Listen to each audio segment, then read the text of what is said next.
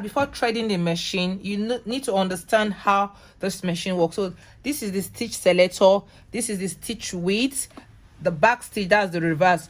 If you look at this place, you all have the sign, you have it here. So this is 4, this is blue. If you check now, this blue is here, which, so XS means stretch stitch. Stretch stitch. If you look at this part now, which has the orange color, you see it here, this is the orange color.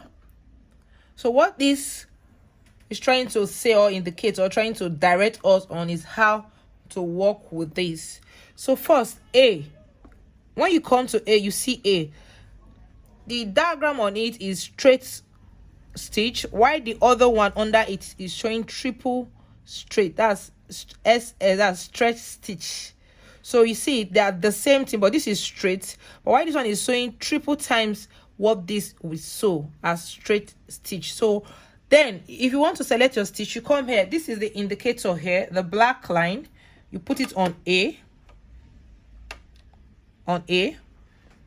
then you come here, you check here, you see this is from 1 to 4. So between 1 to 4 you are good to go. You can adjust which is your stitch length, how long you want your stitches to appear. So this is what this is. So from 1 to 4, that's your stitch length. Then this same A, if you want to make your stretch stitch, all you need to do, Y is on A, which is A here, you come here, you put it on SS. So it's going to give you this down part. Also, that's how it applies to every other one here. The only one you might not understand clearly is the buttonhole. I'll also make a video on how to make the buttonhole. Here is the overlock stitch. This is the blind hem stitch. This is called feather stitch. This is called tricot stitch. Tricot stitch is used to sew elastic on the band. This is zigzag stitch. They are all twin needle enabled. So you see it, this is SS. So any of this you want to do, this is C. You come here, you put it on C. So from here to here is C, is zigzag stitch. You can see how it's going, is increasing. The bigger you want the zigzag stitch, the way you adjust this knob. So this is C, this is C here, is going to give you zigzag. But if you want to do the stretch stitch, that's the SS, you put it here. If you are going to do D, you also turn it to D.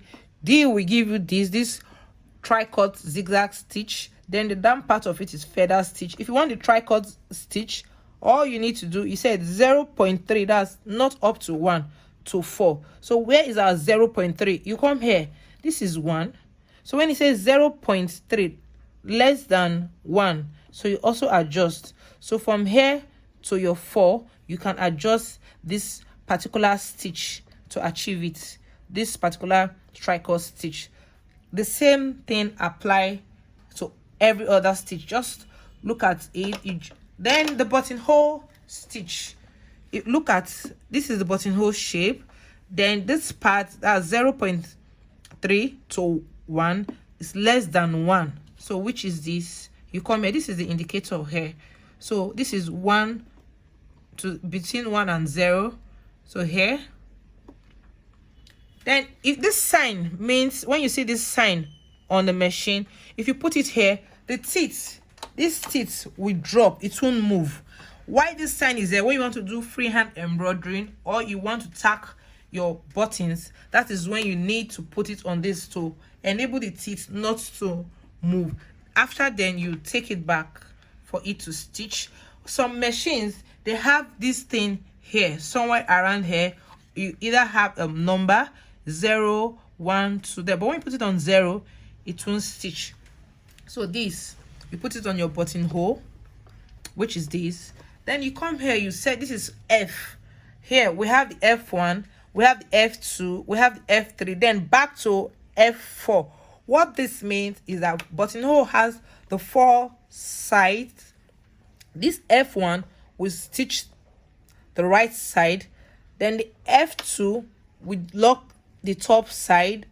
Just 2 stitch will be okay for that. Then you do the F3. F3 will take you back to your desired length of buttonhole you want. then you go back to F4 to lock the down. That's the 4 corner. This is it. This is 1, 2, 3, 4. So that's how this machine works.